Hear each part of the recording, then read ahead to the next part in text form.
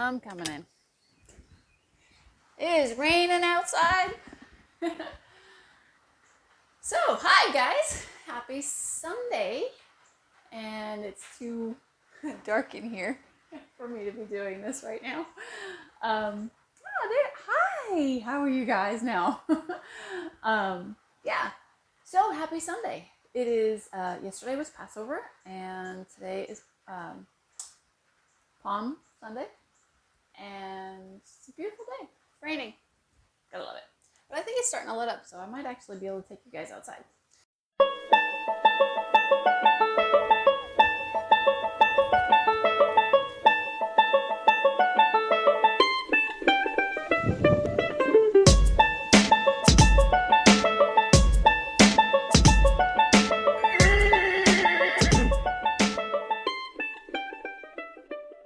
Today, actually, I would like to talk about the trailer. It's starting to get quiet. That might be a good thing. I have some questions. Okay, and that's why we're in here today, because I didn't want to do it outside because I was going to get wet. So I have my little microphone so it'll be easier and it won't be so echoey in here. So I have a bunch of questions that people have been writing and asking about. See, I write them down. I pay attention to you guys. A couple of them are about draft horses, obviously. Thank you. So I'm going to go over a couple here during this video. And the first one is about transporting. She writes, transporting drafts. Okay, that's question 7, transporting drafts. So this is my trailer. And that's where we're going to start our conversation on how to transport draft horses. So just like in Texas, everything is bigger in Texas. Everything is bigger when it comes to draft horses. Their feet, their feed bill, their vet bills are about the same as a regular horse. But definitely their trailers. And that is one of the most important parts of transporting a draft horse. Because if they don't fit, they're squished, their heads are all smushy down. I'll see if I can find a picture.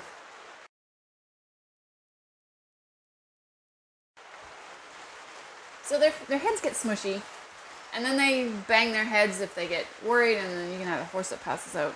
That's not a good thing. Airflow in your trailer is very important. Our lungs are small.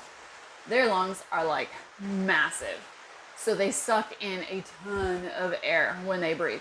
So you don't want to have a trailer that's okay for you and it smells a little stuffy, or it could be a little, it's like in a truck. It's just stuffy or something like that. You need to open a window. Same with these guys. These guys can definitely tell when it's stuffy in here.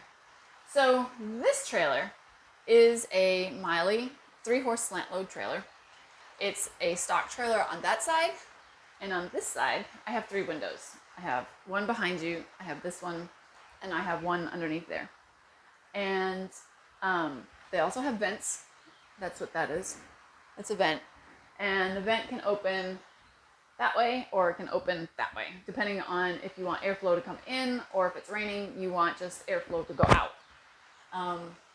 When I transport, these little sleeves, they come out all the time. I think I've only transported the boys once with them on, and it was because I was with Jarvis and he was going to get his eye done, and it was really, really cold that day. He actually had a blanket on too. Because horses get hot. Like when you get nervous, you get warm. And horses the same way. If they're not used to be traveled, they get really, really, really hot. So in here, which could be comfortable for you and me, is really hot and stuffy for them. So you want to have great airflow. Now I also have a window on that too. It's a little windy outside. So I have all my windows down, I have all the vents open, and I have that open. And only if it's like, I don't know, if it's like 30 degrees, 35 degrees, then maybe I might put a blanket on them. Or I might close the window, because they have screens on these, but I'll open it because they slide open too. So you want to make sure you have plenty of airflow. That's most important. You have a ton of different styles of horse trailers, and they've really come a long way from a long time ago. You have straight loads, you have slant loads, you have 2-horse, you have 3-horse, you have 4-horse, you have gooseneck, you have bumper poles, you have some with living quarters, you have some with just tack rooms. Trailers have come a very long way, so ventilation and light is what you want to see. Horses don't like going into dark, cavernous stuff because this is what it's like. You know, they see just this, and it's scary. You know, it's kind of scary.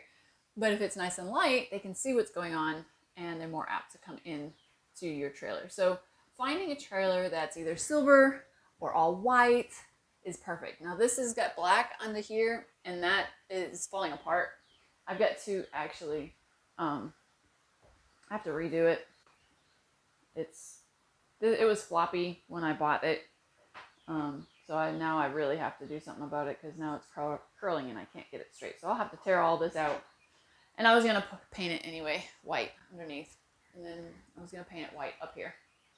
So that's part of this. Okay, now this is a 3-horse slant load, and I've taken out a divider. There's supposed to be a divider right here. Let me see, I'll show you. See, this is the bolt for the divider, and each horse has its own little compartment. So this is the second compartment here, and it attaches right here. So the other one that was there would have attached right here. So I hope this is not, I never actually do it this way. Okay. So this is Jarvis's area, and he always rides in the front. So he's got all of this extra room, and believe it or not, he can turn around and face that way, which he does very often. He doesn't like to be able to not see Darcy through here. Now, I don't like this partition simply because I can't see. You know, if I was a horse and I'm in here and I have a friend and I don't want to look over here, I can't see him. And I start to panic. And I don't know if he's here. So I raise my head because I want to look. Where are you? Oh, okay, there you are. But when you're a big horse, you know, you're going to hit your head on that because they're going to look over this way. Unless you tie them to the rings here, really, really high, those rings, and then they can't move their head, and then they freak out. Sorry. And then they freak out. So that, yeah, then they freak out. So what Jarvis does is he turns himself around, and he hangs his head over here, and he looks at Darcy this way. And that way Darcy's here, and he can see what he's doing. So it's kind of funny. I've actually had this open, and I've put Gracie May here, Jarvis in the middle, because this is actually the widest part. And Gracie May was short-bodied, so she could be here. But this is the widest part if you stand at an angle here. And it was perfect for Darcy. And then Jarvis was in the middle. And then Darcy, that little spot. You had that area there. So I'm going to put you guys back. So he had that area over there. And he was pretty comfortable.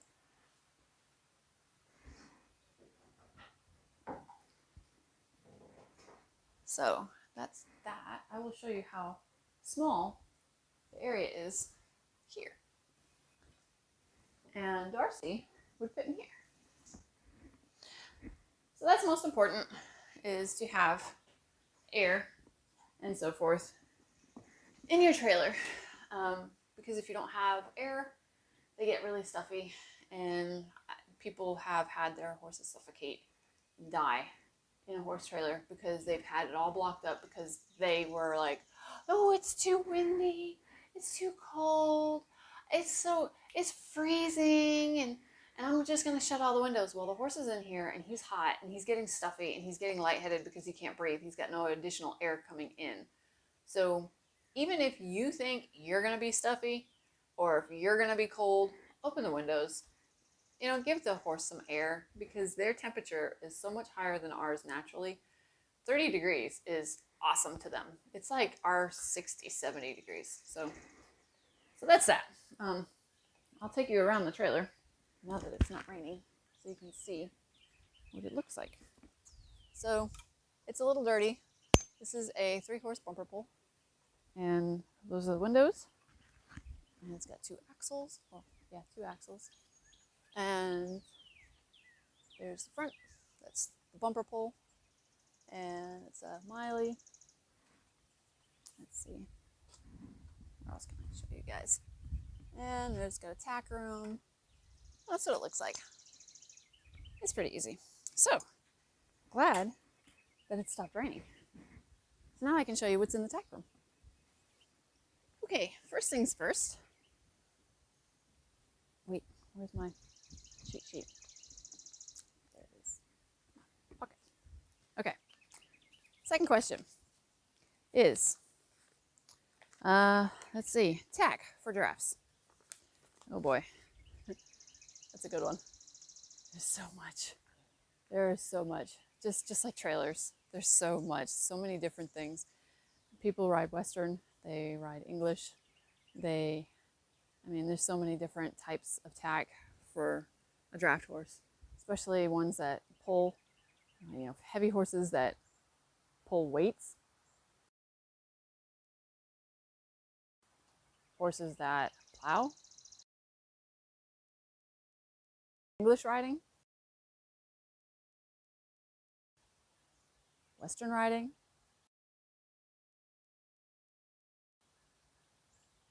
There's so many different types of tack. So I will show you what I own. And a lot of people have so much tack. It's like an obsession. People just buy it. Like certain things, like some people have bridles. Some people have blankets. Some people have boots. Some people have saddle pads. It's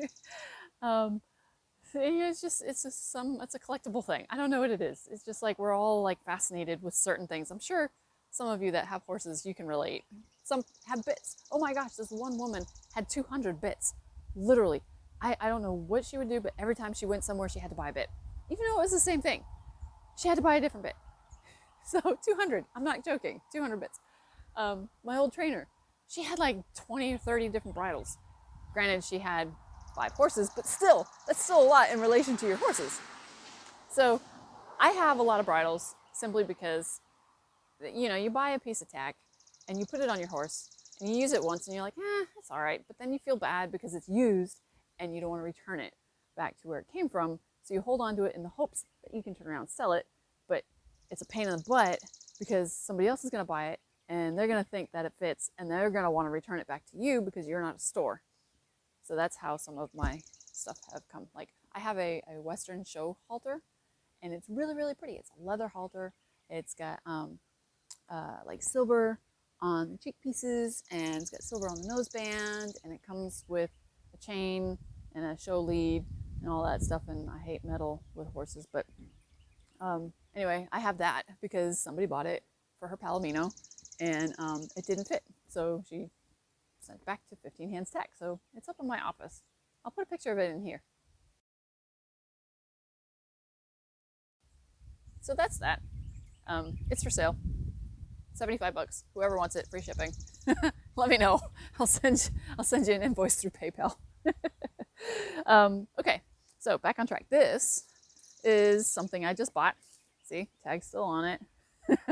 I bought this off of an auction and she held it up and she goes, yes, this is a great leather halter. It's for a draft horse. It comes with reins and it's a side pull. And I'm like, oh, side pull, sold, because I don't use bits. It's not a side pull. That's a bit. That's one of my bits that I have that I put on there. Stop. So it's a very, very nice halter. It's leather, it's very soft. It's got good stitching on it. It's nice and thick on the pole, which goes around the top of the head. This is the brow band that goes across the brow right here. This is the nose band. This goes around the nose, of course.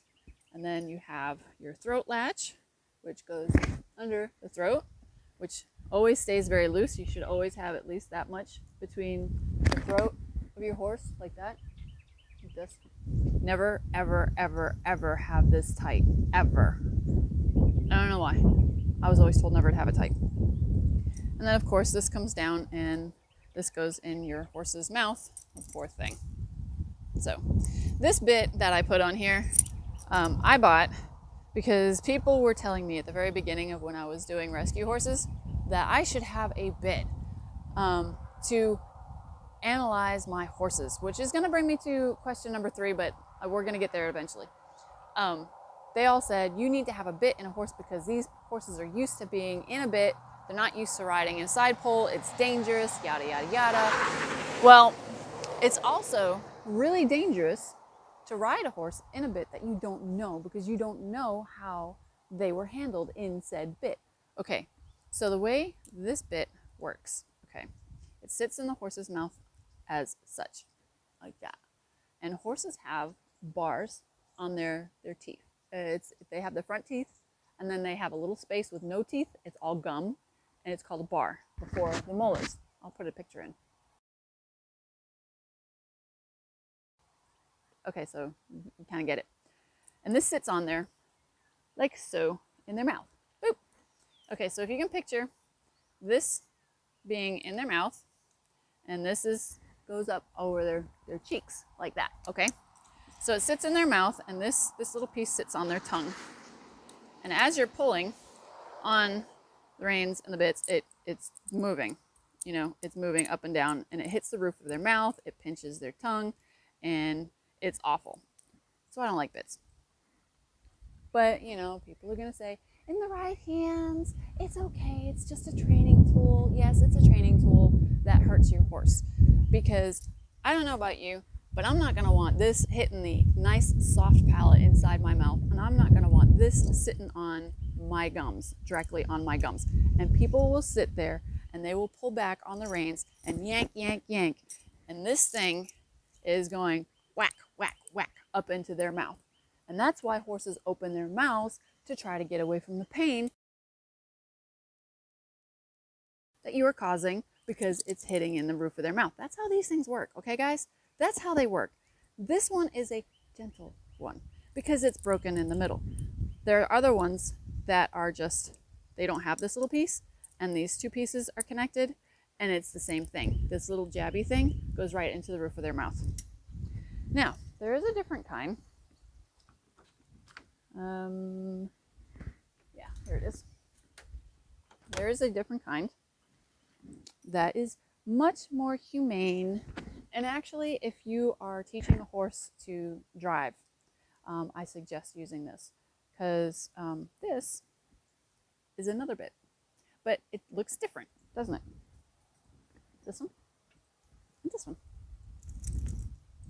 This one, this is a rubber bit, and it's rubber all the way through, okay?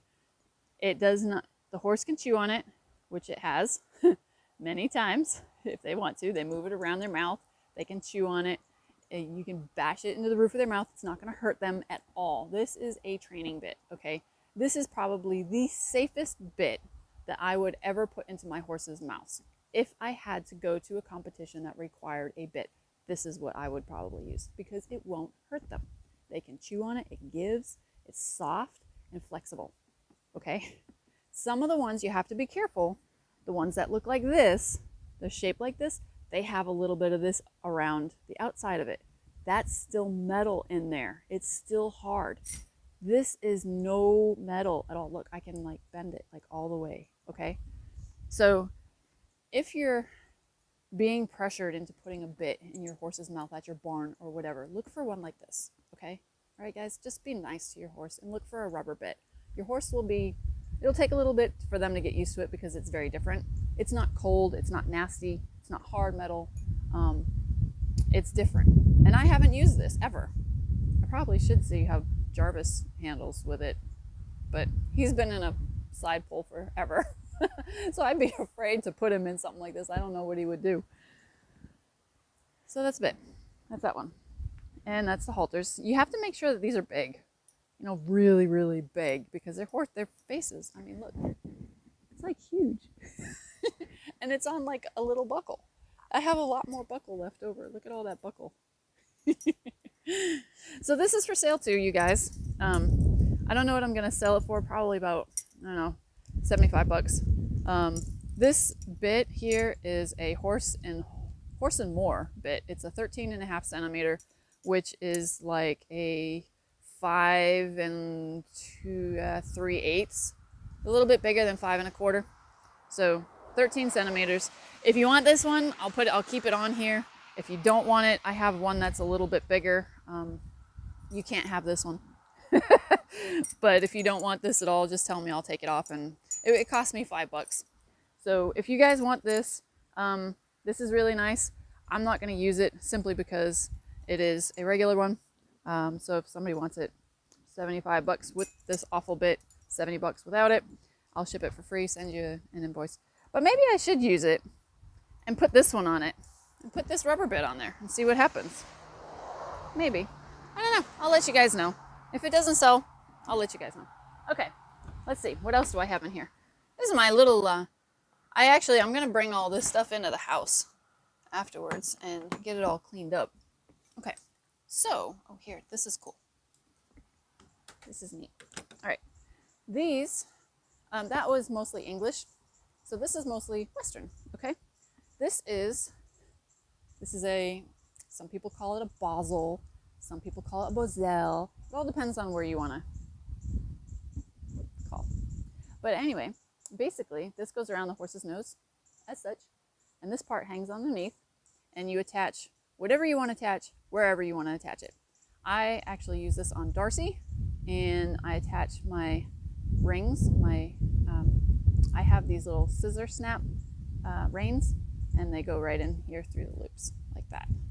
And this turns into a side pull, which it goes on their nose, and then I just do it this way, and that's how it hangs. Or you could actually take your rope and you could put it down here, and it could be a right Basel, however you want to pronounce it, and you could hang on the bottom, or you could use this lead rope, whatever. This thing is really, really cool. I've used it quite a few times. I do have to put it in the wash again because it's a little dirty. But it was handmade by a girl when I was at Shining Hope Farms. She was there, and I bought this from her for Darcy, and it's really kind of cool. All right, that's that one. This one is the same thing, but it's mechanical, okay? Same thing. This is Darcy's. See, the throat latch is undone. I'm going to put this up here. I'm just going to put it in the first hole just to keep it out of the way here. Right. So, it's the same thing. This is Darcy's. It fits him very, very well. I actually have a picture of him with it.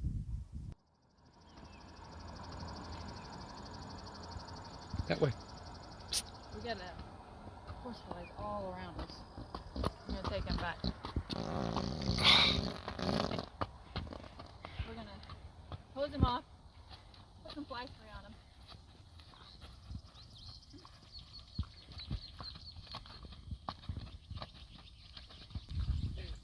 So that's him, and this is his. Now this is a mechanical one. I don't like to use this very often, simply because it's a lot of metal. It's really, really hard. Hold on. Okay, husband came out and he just wanted to figure out what I was doing because when I was windy, my hair was going everywhere. He was looking in his office. Anyway, okay, so back to this. So this is, again, this goes over the pole. This is the brow band. That's the throat latch there. And do you remember what I said about these things? 4 hands, 4 fingers. Never tight around the neck. Okay, so again, this is a mechanical Basel. It has ostrich right here and ostrich right here, and it's got the buckles. It's adjustable. It can go bigger or smaller. I don't even think this can go, well, this is as big as I could probably get it. I'd have to adjust it a little bit more. I used it 3 or 4 times, and he does actually do very, very good in it because I like the weight. It's heavier. So this extra little weight on his nose allows me to have greater feel through his face, okay? Because I use, that's all wonky. There we go. It's still a little wonky. I'll have to fix it later. Because that's the way this works. It moves like this, okay? It's a counterweight on the bottom because this is around his face. There we go. And then you have your reins here, so it sits like that on his nose. And then it moves around and it pivots, and he can feel that on the top of his nose, okay? So that's that one, and I really like this one. And it's such a crappy day, I think I'll just bring these in and clean them. I have some saddle soap that I use for that. Okay. So, the one, my favorite, my tried and true, my go-to is the side pull rope halter. I really like this one. I wish this was just a regular loop versus a metal loop, but it's away from his face, so it's okay. I also do wish this was just a little, you know, like a loop where I could take a knot and put it through here, but this would take away from the adjustability of it, kind of like a knot on this side. Now this is different from some of the other ones. You know what? I think I have another one. I do. Okay, let me show you the difference of what I'm talking about here. Otherwise, it might not be. Okay. Oh, and I have Jack's other one too. I can show you guys that one too. It's a really cool one. I'm going to be taking off everything down here. I'll have to redo my whole tack room. Everything's falling off the shelf. Oh my gosh. Okay. All right. Rope halters. Love them. Okay. This was Jack's. I will show you this in a little bit. That was Jack's. This was Gracie May's when I first got her. Yeah, I still carry them. And actually, I had Darcy in this. This fits him too. This is a rope halter that is attached to the lead rope. Now, you can take this off, lead rope off. It's just a knot, but it's a pain in the butt because it's already been on here for so long. So this is your general Mustang style horse rope halter. It is adjustable on one side only. This is where you undo the knot, and this is the other side of the horse. Now, make a note, people, of how this knot is tied. This is how you properly tie a knot, okay? This does not belong over this, okay? So many people, oh my gosh, you guys, figure this out. Okay.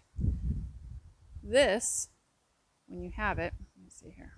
Let's see if I can do it this way. It's on the ground. Put this on my other shoulder here. Okay. So when you have this, right? You get the 2 pieces, put that part in.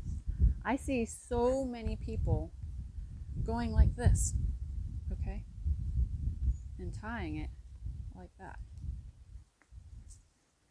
That's wrong. You can't do this. This is not wrong. This is not right. It's not going to stay, okay? A horse is going to pull on it, and this loop is going to go flip, and it's going to fall off. Now, I guess some people can say, well, you know, they can get away. Yes, they can get away, and they have just learned to pull on this to get away. And they're going to do it, and they're going to keep on doing it. They're not going to do it to learn to not pull. It's going to actually make your horse pull even more because he's going to figure it out. He's going to be like, oh, well, you know what? I don't want to do this. And the last time that I yanked and yanked on my face, my halter came off and I could get away and ha, ha, ha, ha, see you later, you know? You don't want that on a horse. You don't want them to learn that lesson, okay? You want them to learn that when you put this in and you loop this underneath that loop there, okay? That when they pull, it's just going to get kind of tight. And this is going to keep it from coming all apart. And then the horse will learn to give to its own pressure. So he's going to pull and pull and pull, and he's going to be pulling. He'll be like, ah, I can't get away. And then he'll figure it out. I can't get away. I'll just stay here then. And then he'll come. It's That might take a while. Might take a couple times for him to figure it out, especially if he's already learned to get away because you tied it wrong. So, lesson learned. This goes over the knot. The knot does not go over the top. Okay, now that I got that out of the way. So, that's this one. I don't like this one for a bunch of other horses simply because it's not adjustable. It is one size for your horse if the horse is too big. Actually, in my intro, Jumanji's wearing this and it's freaking huge on her. But Darcy also wears this and it's okay. It fits him pretty good. But I can't put this on Jarvis because it's too small. This one, same thing, but it's adjustable on both sides. That's what all of this is left over from these knots, okay? This one, I can take this knot apart and slide these two pieces through this piece here, okay? This part goes over the pole, over his head, and it slides in like so, and it hooks in like so. So if I need to make this bigger or smaller, I just adjust that knot there. Now this one is on Amazon. It's like 12 bucks. This is what I bought for Bishop, and it works great for him.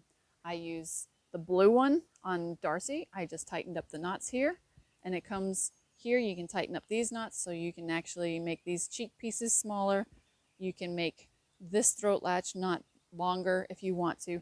This one is really great, and it's soft. It feels soft, but it's got a little bit of rigidity to it, but it's still soft, so it's comfortable on them. So I really like this. And then I just usually tuck in this little extra piece in here later, so it sits all nice and nicey. So that's my favorite. That one's on Amazon. They're always out of stock. Okay, this one is Jack's. Jack hated this bridle. He literally hated it. Oh my gosh, you could put him on it and he would throw his head because it's very uncomfortable. That's what this looks like. Okay, so this is your nose band. This is the part where you hook your lead rope. It is a side pull, so you put your reins on here, on these little loops here. Okay, cheek pieces here. It's adjustable on this one side only. This is your brow band, which actually moves up and down. This moves across the pole piece. So most of them do anyway, and then this is your throat latch, okay? And it just kind of happens to have a little loop, and you put this in. This one is made from Mustang as well. It's a very nice halter. I really like it. It's kind of like really cool, but Jack didn't like it because of that reason right there, okay? There's that ridge that's right here. Can you guys see it? It's right here. Let me see it turns around. Yeah, he didn't like that. That aggravated him on his pole a lot because the top of their head is very sensitive because it goes right in front of their ears. And this actually aggravated him, this little piece. And it made him act up because he didn't like it.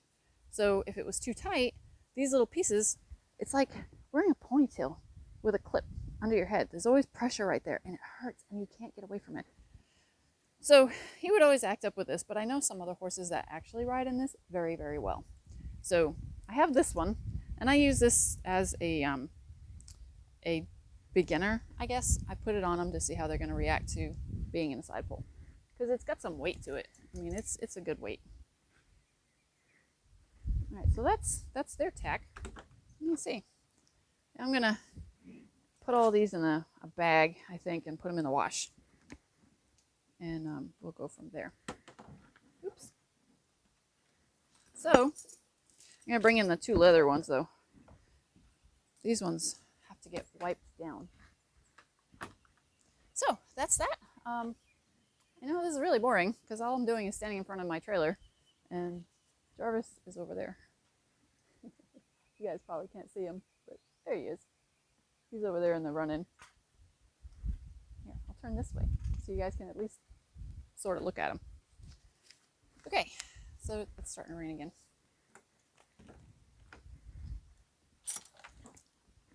There. Oh, one other thing, I almost forgot. When transporting, fly masks.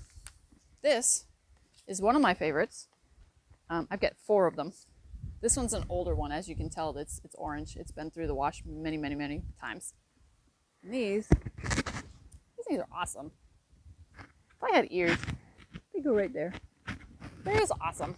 You can see through it. It looks a little weird, which is probably why they don't like to wear it. But yeah, this one's from Shires. This is a horse, and it's a fly mask. It's got the padding on the inside, which I really like on the brow band, on the brow part. See you guys? See, it's a little weird. That's what it looks like for them.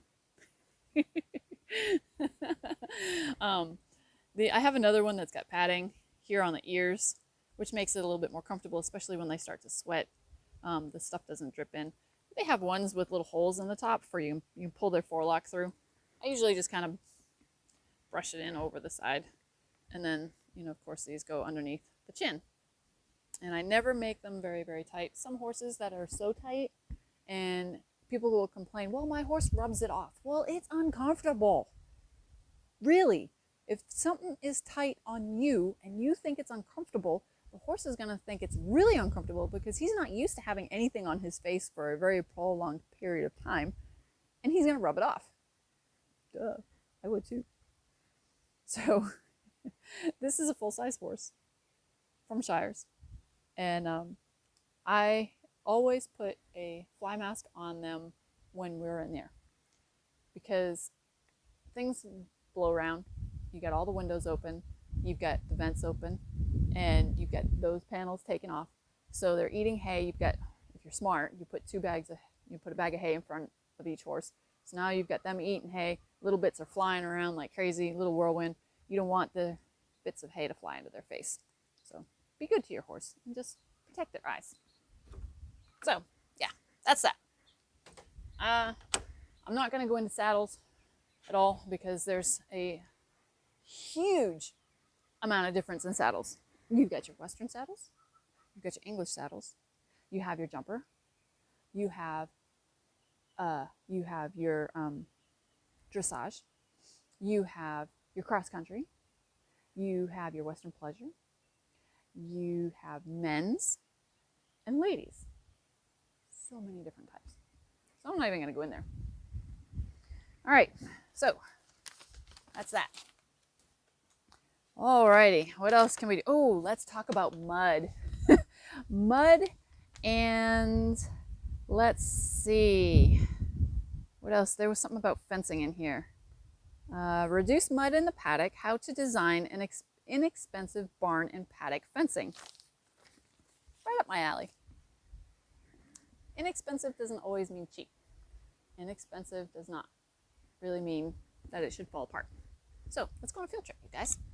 Okay, fencing. Let's start with fencing first because I'm right here. Okay, there's a whole ton of fencing, all different kinds. You can have wood fencing. You can have barbed wire fencing. You can have hot wire fencing.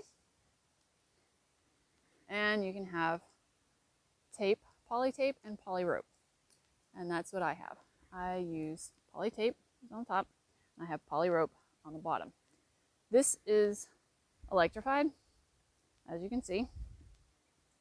Electrified, don't touch it. It'll light you up like a Christmas tree.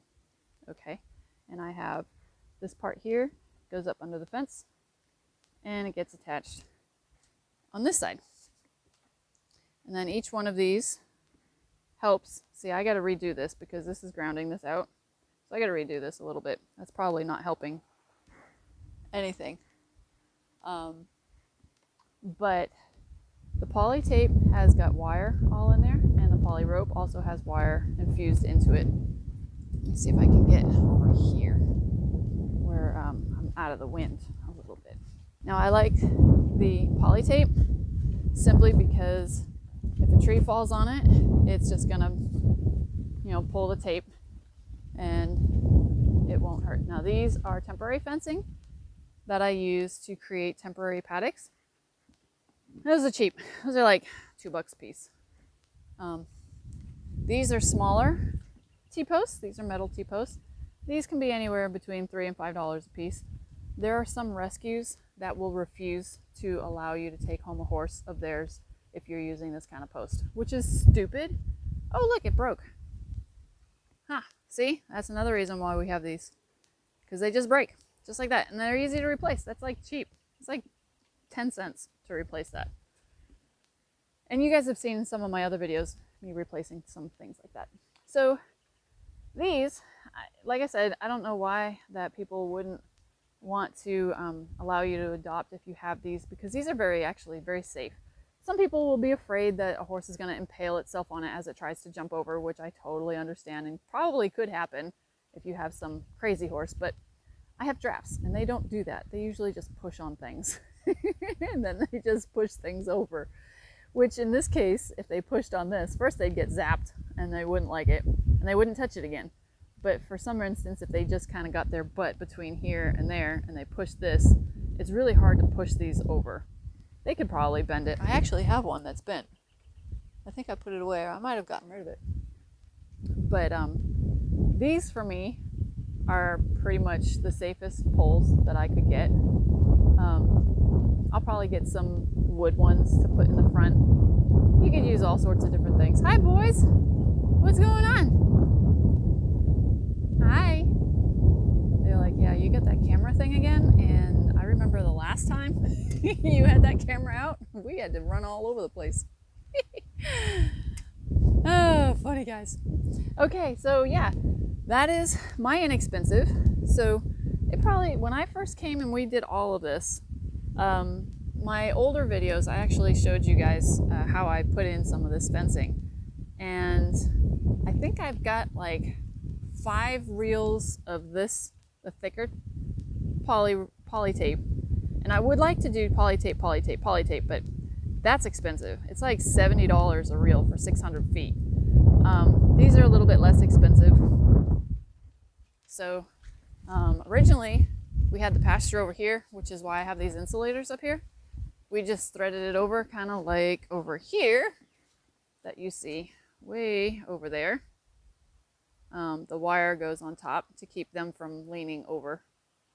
Hi boys!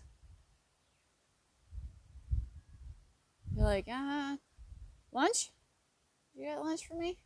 I bet you that's what they're asking for. They're looking for lunch. So those are fencing type. That's my fence. It was pretty inexpensive to put in consideration of a bunch of different fencings. Like you could take your big round posts and then attach the poly rope and the poly things to it. That was really good. That was super easy. Oh yeah, mud. Okay, we're just moving right along, aren't we? All right, mud. Mud is inevitable if you have horses, okay? Here, come on through here. Woo, sorry about all that wind. I'm gonna go over here into the barn. All right, mud. All right, mud is inevitable. You will get it all the time. I don't care where you are. How you control it is how much money you plan to use. I put straw in here because it is super warm, super absorbent, and it's not very dusty, and it's easy to soak up mud, okay? So as the horses come in and out, it's high traffic area, just like a dog. You know, you're gonna have your muddy pathways. Well, horses are anywhere between 900 pounds and who knows, 2,000 pounds. So as they come in, they're gonna sink and then they're gonna make holes, and it's just back and forth. It's just gonna create mud. So you can dig all of this out and you can put a layer of gravel, another layer of like pea gravel, and then they make these really cool little things. They're about like that tall. They're little honeycomb shaped things, and it comes in a giant sheet, and you could put that over it. I'll see if I can put a picture of it in there. It's pretty cool. So you can put that over the top, and then you can fill that with gravel. So as the horses walk over it, it sinks into the gravel and it doesn't make a mud mess. It doesn't have dirt over it to make that big mucky mess. And that would be probably my #1 way to solve this problem. If I was going to stay here forever and invest in a ton of money, because it's expensive. Those little honeycomb things, very, very expensive. We'd have to dig all of this out, at least down, oh, I'd say about that far, and then put in a whole bunch of aggregate, and then smaller aggregate, and then put that thing down, and then you put the gravel on the top. And then they're still going to come in, but it doesn't solve the problem on the other side of where you put that stuff either, because they're still going to bring that in. But it definitely cuts the mud down. So what we end up doing is we have our straw. We have the leftover straw, and as they walk in and out, here, hold on. Oh, this is their this is their straw as we get it, and then as they walk around, it turns into this. So a big difference.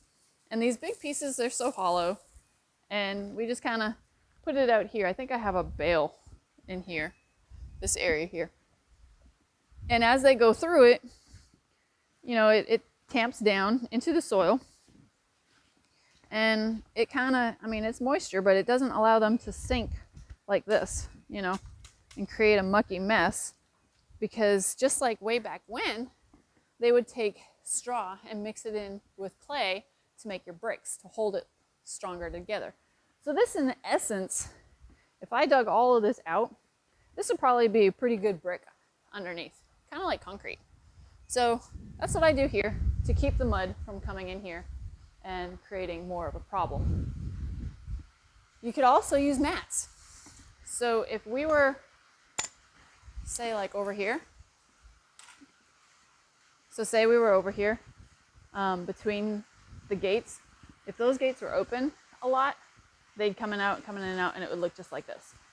So you could put mats on either side of this to keep that high traffic area down to the damage down to a minimum. So you could do that. Or you could just do what I do here and take a whole bunch of straw and put it right there in the middle, and eventually it'll kind of trample itself down. Look at that guy.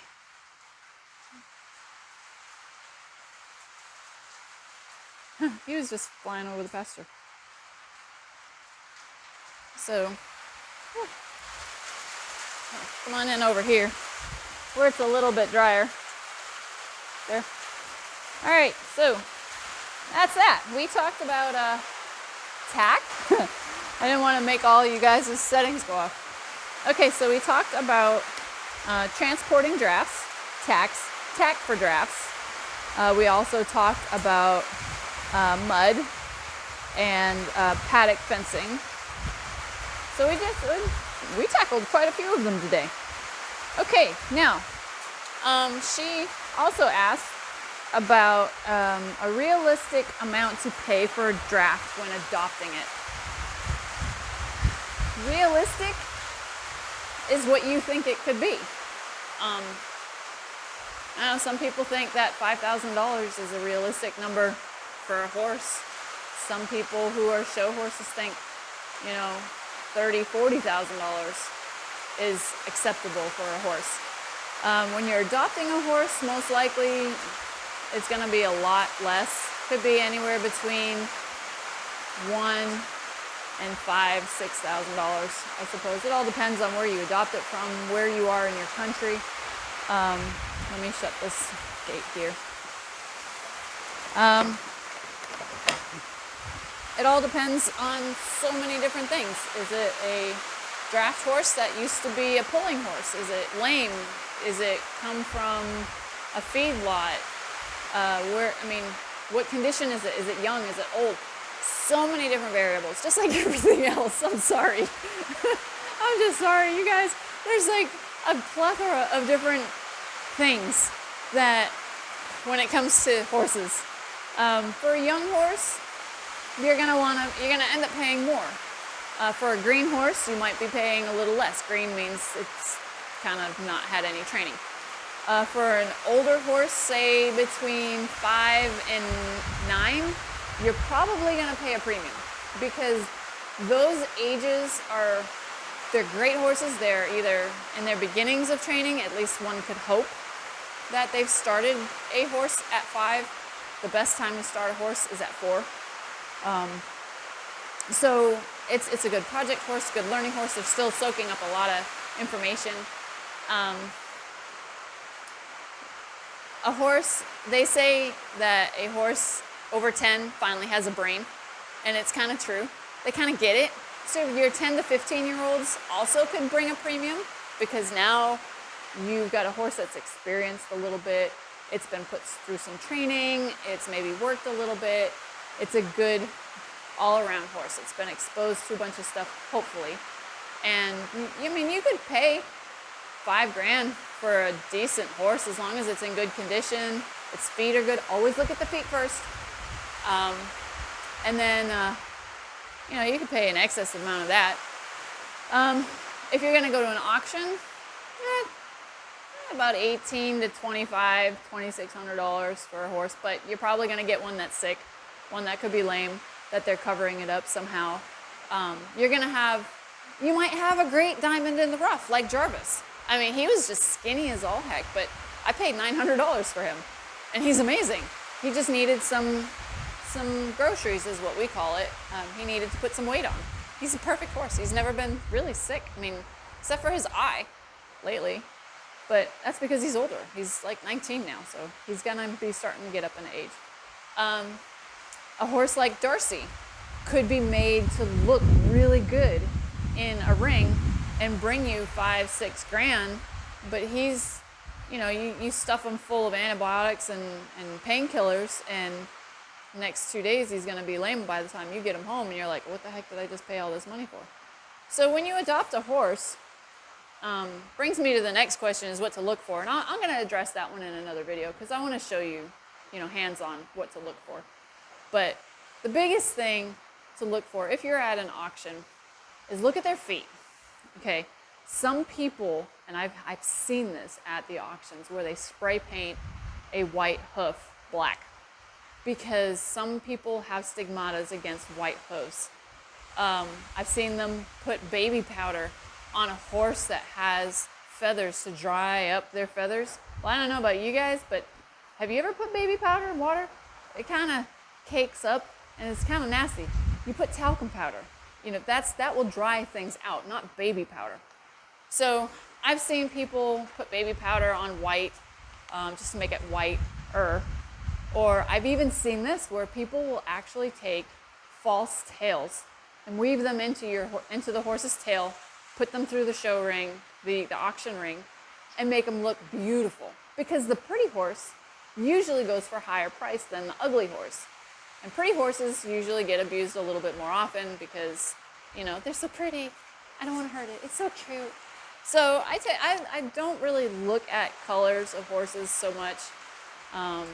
There's so many, this is just my opinion. There's so many things. Some people will look at socks, the white on their feet. Some people will never buy a horse that has 4 socks, ever. Some people will leave one alone that's got 3. Some will count the whorls on their forehead, and that is indicative to their personality, which there's a little bit of truth to that, but that's just because it's been my experience. So there's a lot to look at on a horse. So I'll address that in another video because it's going to be a really long one. So a realistic price to pay for a draft when you're adopting is going to be up to you, really, on what your pockets are going to say is a realistic price. But definitely look at health. That's important. Ooh, is it getting windy? Even in the barn. Whew. Okay. Draft hoof care. We are actually, especially the hair around their ankles, that's called feathers. And we'll address that in another one when I've got Darcy and Jarvis out so you guys can see that. Is a rescue horse a good option for a new horse owner? They could be, depending on how new you think you are. Are draft good for new horse owners and new riders? Personally, me, because I'm kind of partial to drafts, I'm going to say yes. Because they're calm. They're going to give you a lot of advanced notice before they're going to do something. They are bigger, so they are a little bit more intimidating to some new riders. But once you get used to their size and you go back to another horse, it gives you so much more confidence. It is really windy. So for me, yeah, I think a draft is a really great pick. Not a draft cross because they still have that younger horse, that lighter horse in them. But I think a full-blood draft, you can do gypsy vanners. I knew a girl, actually, I sold her some Teff hay the other day. Her very, very first horse was a gypsy vanner. And it's a perfect horse because they are calm. And they're a little shorter. They're about 15 hands high. They're about Darcy's size. And they're bigger around. So a rider might feel more planted and seated on a horse with a wider back. So yeah, I think drafts are good for beginner riders. They're slow. They don't really like to go fast. So they're less likely to bolt. And if they do, while you're under saddle, you just hold on to their mane and just ride it out. They're going to stop. They don't go very far. Trust me. They don't go very far at all. So yeah, I think I'm going to end that there because I've reviewed an awful lot with you guys today. So thank you for listening. Thank you. I hope you learned something. And thank you for chiming in and posting up your pictures, your questions. I really do appreciate it. And oh, I'm gonna get blown away in here. Let's go check out the boys and then I'll call it a night. Actually, an afternoon. All right, let's see, where are they? Woo, it's windy. Whew. Here, I'll try to cover the microphone a little bit. Try to keep it out of the wind. All right, guys. Well, again, thanks for watching. Thanks for putting up with me jibber jabbering. And these are gonna get some hay. I'll bring out their dinner, or actually their lunch. They got some alfalfa there. And I'll talk to you later. Thanks for watching. Summerfield Farm and those guys. Draft horses. See you later, guys. Don't blow away like that bird. See ya.